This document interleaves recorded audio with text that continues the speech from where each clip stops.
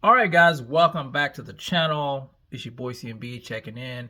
And guys, I wanted to do a update, uh, more of an insight on what's going on with the Janibek situation. And for those of you who don't know, and just to do a brief recap, Janibek, who is the middleweight champion, a unified champion, he holds the WBO and the IBF titles. He was set to face off against Arislandi Lara, the WBA champion, in a three-belt unification fight.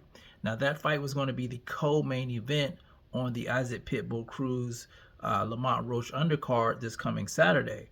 Now, Janibek got was popped, for an illegal banned substance in his system, and the fight was canceled. Now they do have a replacement fighter. I think it's Jahan Gonzalez.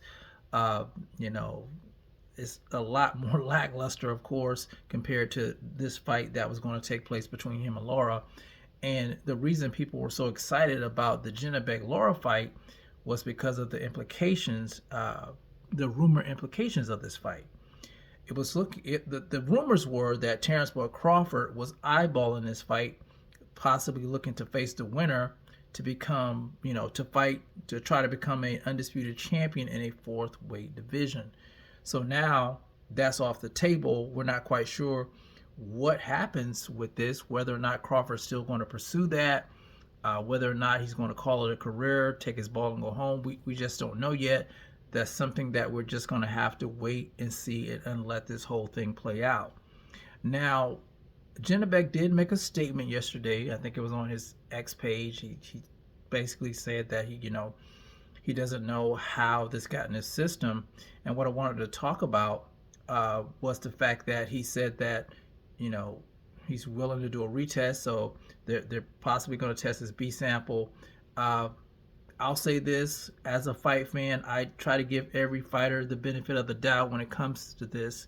Yes, let's test the B sample first before, and make sure it's absolutely sure that that he did have drugs in his system. He did or he didn't have drugs in his system. So always giving fighters the benefit of the doubt. Now, the drug that he had in his system, a lot of people may not know. The name of the drug, I think, is called meldonium. They found meldonium in his sample, and meldonium is a drug used to treat heart and I think circulation problems, but it is used as a performance enhancer. That's why it's banned by the World Anti-Doping Association. Now, I think tennis star Maria Sharapova got popped with it in her system back in 2016. So this is nothing new in athletes. This drug has been caught in other athletes. And as much as I give fighters the benefit of the doubt, I find it hard to believe that, he didn't know about this being in his system. How did it get there? I'm leaning more to the side that he knew and he didn't think he'd get caught, and he got caught.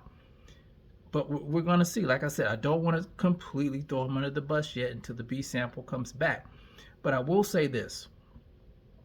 These fighters are popping hot way too much in the sport of boxing. This is a problem.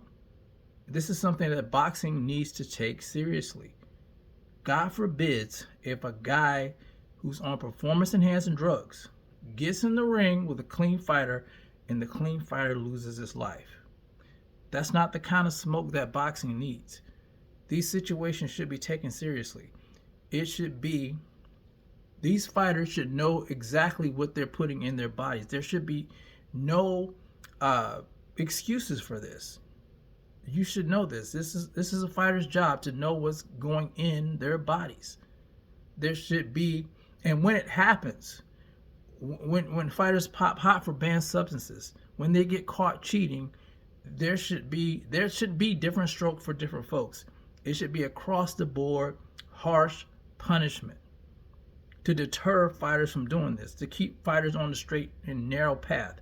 If they don't have any consequences, of course they're going to keep doing it. And, now I know this doesn't have anything to do with the WBC, but you guys see the type of stuff they're doing when it comes to this drug testing. It's despicable behavior. And it's going to take someone losing their life for them to look at this seriously. Instead of being proactive, they're going to be reactive to the situation. But like I said, we'll see. But I'm interested in knowing what you guys think. Do you think he knew about this? Do you think he was taking this stuff on purpose and got caught?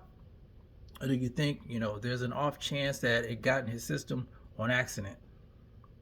I'm leaning towards that he knew. But like I said, I'm not going to say that for sure yet. But anyway, you guys let me know how you feel about it in the comments section. It's the CMB. I'll talk to you guys in the next one. And I'm out. Peace.